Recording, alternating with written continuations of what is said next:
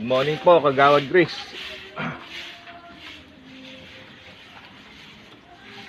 Ito po, Kagawad Grace. Tanggalin na po ba ninyo lato? Tatanungin po muna natin. Hindi ko pa alam kung kanino yan eh.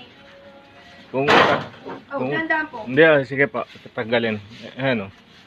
Tsaka ito, kung tatanggalin nyo, kung babakbakin to ng Alin po? ano, ito.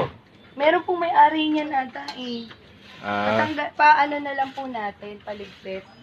Di po Oh, natin kasi pwedeng yung galawin. shinare ko kay alam naman ni chairman sa butter po yung nagsukat yung taga survey division.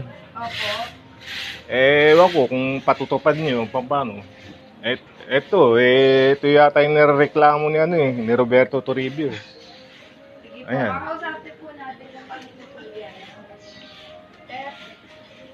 Kasi ito, akin ito Tsaka ito akin ito Ngayon, yan yung property ni Toribio na sinukat.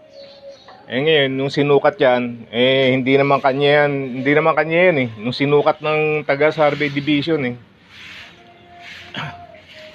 Eto, wala naman sinabi sa akin ng survey division ng Manila City Hall na hindi akin ito Walang sinabi yung taga City Hall na hindi akin ito Tsaka yung huling pag-uusap po kasi kay chairman na akong sa butter na na magsasabi sila.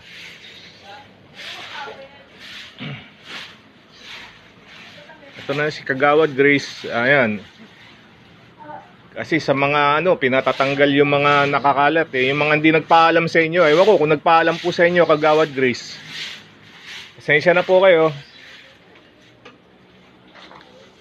Tanong na lang po ninyo kung nagpaalam ito sa inyo. Kakausapin na lang po namin, kuya. Sige po. Pwede naman po silang kausapin. Tawagin na lang po ninyo ako, text na lang po ninyo ako kung kailangan po ako. Salamat po, Kagawad Grace. Kagawad Labanan, salamat po.